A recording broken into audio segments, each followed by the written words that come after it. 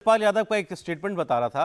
दरअसल ये बटेंगे तो कटेंगे वाला योगी जी का बयान बड़ा पॉपुलर हो गया और अब तो इस पर बीजेपी ने बाकायदा, बीजेपी समर्थकों ने कहना चाहिए कि ऑफिशियल बीजेपी का नहीं, गाना भी बना लिया है और वो महाराष्ट्र के चुनाव में झारखंड में बहुत इस्तेमाल किया जाएगा।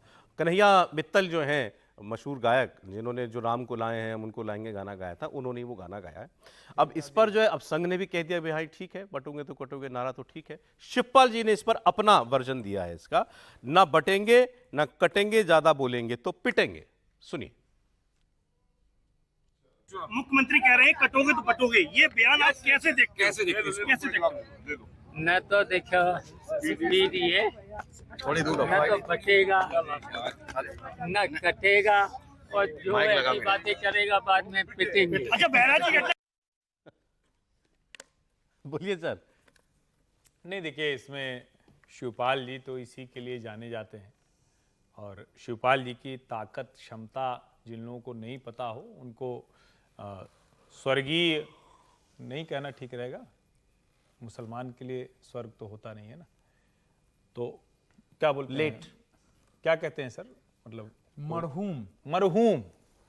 मरहूम अतीक अहमद, मरहूम मुख्तार अंसारी, उनका नाम याद कीजिए, तब आपको याद आएगा कि यही अखिलेश यादव, शिवपाल और अखिलेश के बीच का झगड़ा ही यही था कि वो चाहते थे कि ये लोग पार्टी में रहें और ये पार्टी में नहीं रहने देना चाहते। शिवपाल चाहते थे, वो शिवपाल चाहते थे।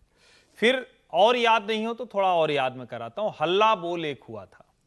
हल्ला बोल में एक अखबार के ऊपर तो वो हल्ला बोल था ही था। इलाहाबाद में, इलाहाबाद उच्च न्यायालय के भीतर समाजवादी पार्टी के गुंडे घुस गए थे। ये हल्ला बोल की घटना है। तो जो शिवपाल कह रहे हैं कि बाद में पीटेंगे, तो ये तो हो सकता है, ये अभी भी होता है। सरकार में होने के बावजूद भारतीय जनता पार्टी की सरकार है, लेकिन समाजवादी पार्टी के लोग ऐसा उत्पात करते हुए दिखते हैं। अब सवाल यह है कि क्या बटेंगे तो कटेंगे पे जो अखिलेश यादव ने कहा, अखिलेश ने कहा कि हमारा पीडीए भी नहीं बटेगा। तो फिर कौन पीटेगा?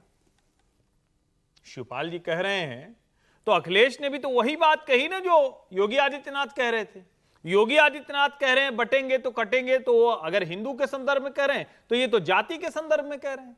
और ये क्या कोई बहुत छिपी हुई बात है कि हर व्यक्ति अपनी ताकत बढ़ाने के लिए कहता है कि हमें जोड़कर रखना है?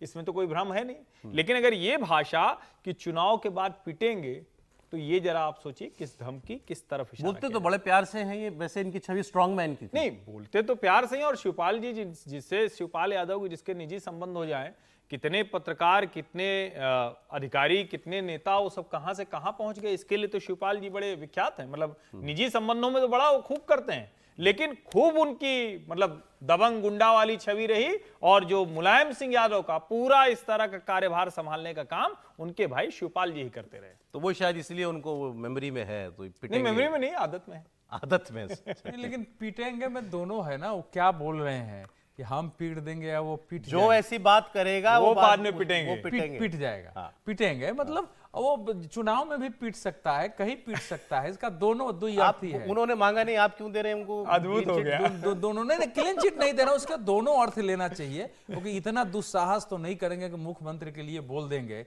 शिवपाल जी के व्यक्तिगत भी संबंध उनसे हैं, फोन पर भी बात होती रहती है।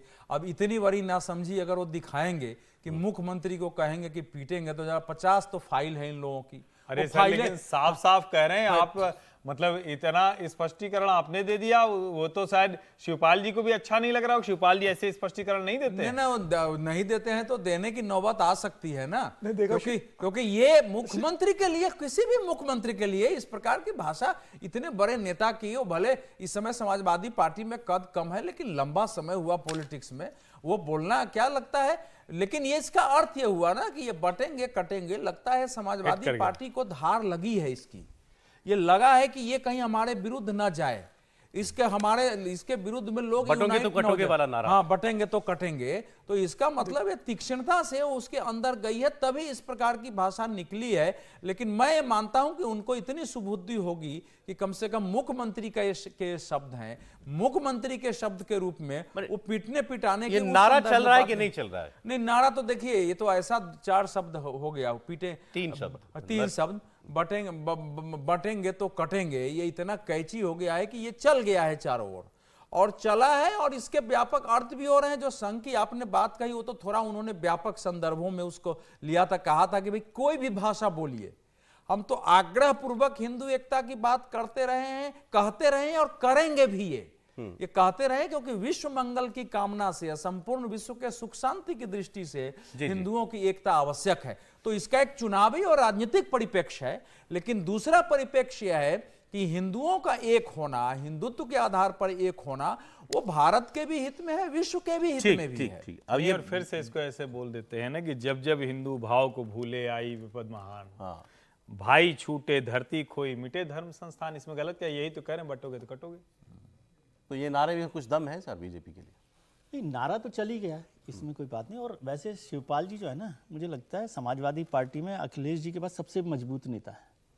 ऐसा नहीं है कमजोर नेता उनको मत मानिए, वो ताकतवर नेता। अवधेश जी ने कह दिया, इसलिए मैं उसमें क्रॉस चेक नहीं कर सकता या कंफर्म नहीं कर सकता या कंट्राडिक्ट नहीं कर सकता कि आजकल उनका फोन सीएम के साथ चल रहा है कि नहीं चल रहा।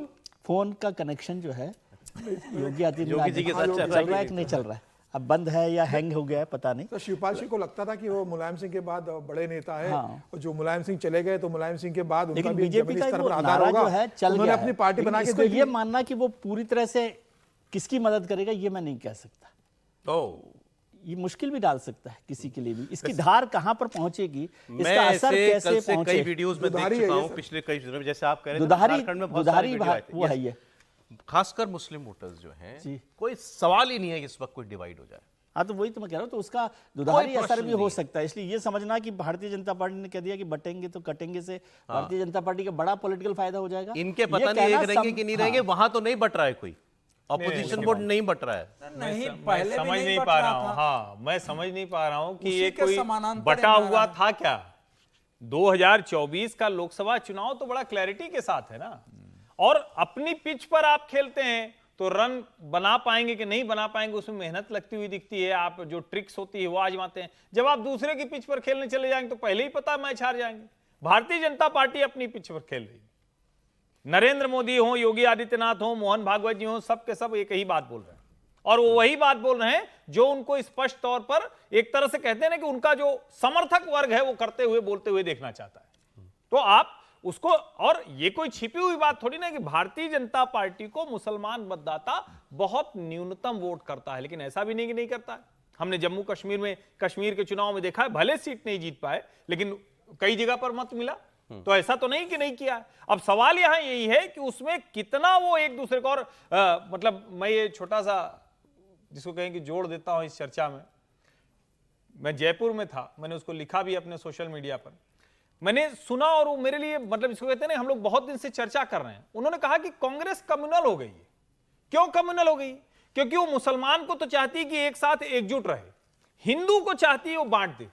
तो जो भाजपा पर आरोप लगता था, भाजपा को क्यों कम्युनल कहते थे? क्योंकि भाजपा कहती थी हिंदू एक रहे, मुसलमान बढ़ जाएगा तो वोट हम जीत जाएंगे।